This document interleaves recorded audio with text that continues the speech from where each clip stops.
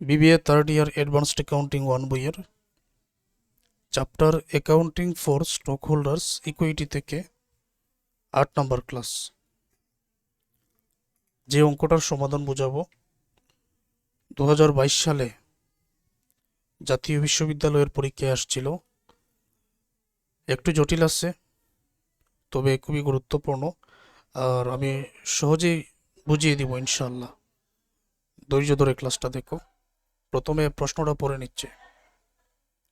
At 1st January 2022, Shad Limited has 20,000 outstanding common stock stated below টাকা 15 per share। 2022 সাল জানুয়ারি 1 তারিখে সাদ লিমিটেডের 20,000 share ইস্যুকৃত অবস্থায় আছে। তো এক একটার স্টেটেড ভ্যালু 15 টাকা করে, রিটেন আর্নিং আছে 1,30,000। এটার মানে হচ্ছে সংরক্ষিত আয়ের যে আছে 1,30,000। During 2022, Shad Limited took part in the following transaction relating stockholders' equity। মালিকানা সত্ত্ব নির্ণয় করার জন্য শেয়ার হোল্ডারদের তো নিচের তথ্যগুলো দেওয়া হয়েছে। বিভিন্ন ট্রানজ্যাকশন এখানে আছে। Requirement prepare stock holders equity section, সরাসরি মালিকানা সত্ত্ব, শেয়ার হোল্ডারদের মালিকানা সত্ত্ব বাহির করার জন্য বলা হয়েছে। অঙ্কটার মধ্যে প্রথমে জাবেদা দাখিলা তৈরি করার জন্য বলা হয় নাই, শুরুতেই বলা হয়েছে মালিকানা সত্ত্ব তৈরি করো। যদি জাবেদা দাখিলা তৈরি করা হয় তখন মালিকানা সত্ত্ব তৈরি করাটাও সহজ হয়। এখন জাবেদা দাখিলা তৈরি করা ছাড়া মালিকানা সত্ত্ব আমরা তৈরি করব এবং সাহায্য নিব আমাদের আগের ক্লাসগুলোর। মালিকানা সত্ত্ব তৈরি করার যে নিয়ম কানুন ছিল, নিশ্চয়ই তোমরা আগের ক্লাসগুলো দেখে সেগুলো ভালোভাবে বুঝতে পেরেছ। মে 15 তারিখ declared a 5% stock dividend on outstanding common stock when the stock is selling for টাকা 50 per share। এটা কি বলা হয়েছে? যাদের কাছে শেয়ার ইস্যু করা হয়েছে তাদেরকে তো ডিভিডেন্ড বা লভ্যাংশ দিতে হবে। এই ডিভিডেন্ড বা লভ্যাংশ দুইভাবে দেওয়া যায়। একটা হলো নগদ টাকার মাধ্যমে, আরেকটা হলো শেয়ারের মাধ্যমে, স্টক ডিভিডেন্ড বা ক্যাশ ডিভিডেন্ড। ক্যাশ ডিভিডেন্ড মানে নগদ লভ্যাংশ, স্টক ডিভিডেন্ড মানে শেয়ার লভ্যাংশ, মানে শেয়ারের মাধ্যমে ডিভিডেন্ডটা দিয়ে দিলাম। এখন এই 5% stock dividend, declared a 5% stock dividend on outstanding, এই যে শেয়ার 20,000 আছে সেইটার উপরে 5% স্টক ডিভিডেন্ড দেওয়া হয়েছে। আর যেই তারিখে দেওয়া হয়েছে সেই তারিখে ওই যে কমন স্টক, এটার মার্কেট ভ্যালু 50 টাকা করে, আর এমনিতে আমরা ইস্যু করেছি 15 টাকা করে। জুনের 1 তারিখে ইস্যুর দ্য স্টক ডিভিডেন্ড, যে স্টক ডিভিডেন্ড ডেক্লেয়ার্ড ঘোষণা দেওয়া হয়েছে মে মাসের 15 তারিখ, জুন মাসের 1 তারিখেই সেটা শেয়ার হোল্ডারদের মধ্যে দিয়ে দেওয়া হয়েছে, পরিশোধ করে ইস্যু করা হয়েছে। এই স্টক ডিভিডেন্ডের শেয়ারগুলো দিয়ে দেওয়া হয়েছে। জুন 30 তারিখে অ্যানাউন্সড এ 3-for-1 স্টক স্প্লিট, একটি শেয়ারকে 3টি শেয়ারে রূপান্তর করা হয়েছে। মনে করো এক একটা শেয়ারের মূল্য আগে আছে 15 টাকা, এখন ওই 15 টাকার শেয়ারকে 3টি ভাগে যদি বিভক্ত করা হয় তাহলে 5 টাকার 3টি শেয়ার হবে, এটাই।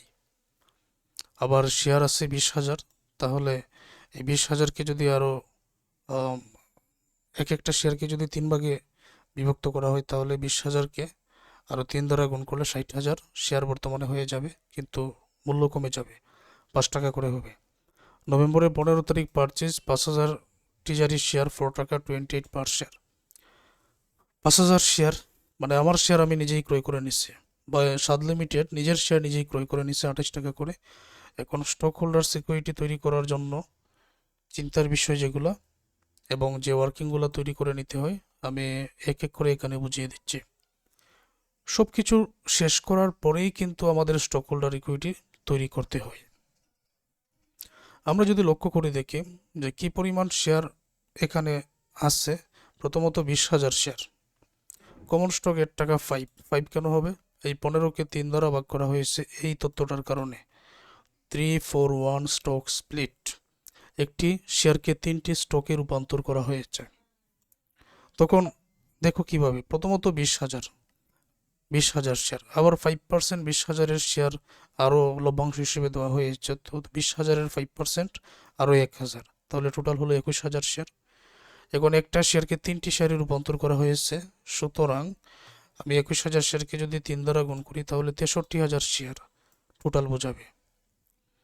আবার এখানে আরেকটা তথ্য আছে যে তার মধ্য থেকে 5,000 শেয়ার আমি নিজে ক্রয় করে নিচ্ছি। এই 5,000 শেয়ারকে কিন্তু আর 3 দ্বারা ভাগ নয়। কেন? কারণ এর আগেই তো শেয়ারটা স্প্লিট করা হয়েছে, খণ্ডন করা হয়েছে। তার মানে 5,000 এটা এই স্টক স্প্লিট করার পরেই 5,000। এখন আমি 63,000 শেয়ার ইস্যু করার পরে, number of outstanding share 63,000 issue করার পরে যদি 5,000 নিজেই ক্রয় করে নেই, 58,000 শেয়ার আউটস্ট্যান্ডিং এখনও আছে, সুতরাং ওইটাই এখানে লিখব। 5 স্টেটেড ভ্যালু অথরাইজ 63,000 শেয়ার, যেগুলো অনুমোদিত ছিল এবং ইস্যুকৃত, আর বর্তমানে ইস্যুকৃত আছে 58,000 শেয়ার। টোটাল যে 63,000 শেয়ার আছে, এটাকে 5 দ্বারা গুণ করে 3,15,000 টাকা আমি এখানে বসাবো। তারপর এখানে নিয়ম অনুযায়ী এডিশনাল পেইড ইন ক্যাপিটাল এইগুলা যোগ করা হয়। এডিশনাল পেইড ইন ক্যাপিটাল, তো দেখো কোম্পানি যেহেতু এই শেয়ারের উপরে আরও 5% স্টক ডিভিডেন্ড দিয়েছে, এই ক্ষেত্রে কোম্পানির শেয়ার মূলধনটা বৃদ্ধি পেয়েছে। এডিশনাল পেইড ইন ক্যাপিটাল তাহলে কত পার্সেন্ট? যে 20,000 শেয়ার আগে ছিল 20,000-এর 5%, এক একটার মূল্য আগে ছিল 15 টাকা, আর যেই তারিখে এটা ঘোষণা করা হয়েছে সেই তারিখে মূল্য 50 টাকা। তো 15 থেকে 50 বাদ দিলে অতিরিক্ত কত টাকা বেশি? 35 টাকা। 20,000-এর 5% তো 1,000 টাকা। তো 1,000-কে 50 থেকে 15 বাদ দিলে 35 দ্বারা গুণ করলে 35,000 টাকা টোটাল পেইড ইন ক্যাপিটাল, 3,50,000 টাকা এইখানে হয়ে যায়। তারপর নিয়ম অনুযায়ী রিটেন আর্নিং যোগ করা হয়।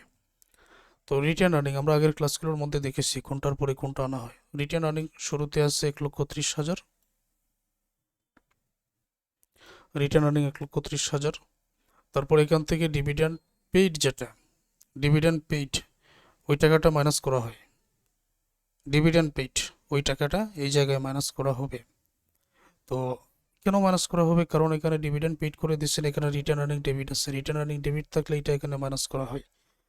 দেখো 5%, 20,000-এর 5%, আবার এক একটার মূল্য তখন 50 টাকা। 20,000-এর 5% গুণ 50, 1,30,000 থেকে 20,000-এর 5% তো 1,000, 1,000-কে 50 দ্বারা গুণ করলে 50,000, 1,30,000 থেকে 50,000 বাদ দিলে 80,000 টাকা। 3,50,000 থেকে 80,000, এটা তো যোগ হবে, 3,50,000 আর 80,000 যোগ করলে 4,30,000 টাকা। তারপর টিজারি যে ব্যয়সমূহ সেটা মাইনাস করতে হয়। 5,000 শেয়ার 28 টাকা করে, তাহলে এটা মাইনাস করো। কস্ট অফ টিজারি স্টক 5,000 ইন্টু 28, 1,40,000 টাকা। 4,30,000 থেকে 1,40,000 টাকা মাইনাস করলে টোটাল স্টক হোল্ডার সিকিউরিটি 2,90,000 টাকা হয়ে যাচ্ছে, শেয়ার হোল্ডারদের মালিকানা সত্ত্ব। তো এটা একটু জটিল, আমি বলবো, অবশ্যই বলবো, তবে প্র্যাকটিস করার মাধ্যমে আয়ত্ত করতে হবে। তো কোথায় কিভাবে কি হলো এটা বুঝিয়ে দিলাম। ক্লাসগুলো বিশেষ করে ধারাবাহিক দেখতে হবে, তাহলে আর কারো কোনো প্রবলেম থাকবে না। ধৈর্য ধরে প্রথম থেকে শেষ পর্যন্ত আবার ক্লাসটি দেখে নাও, বুঝতে পারবে।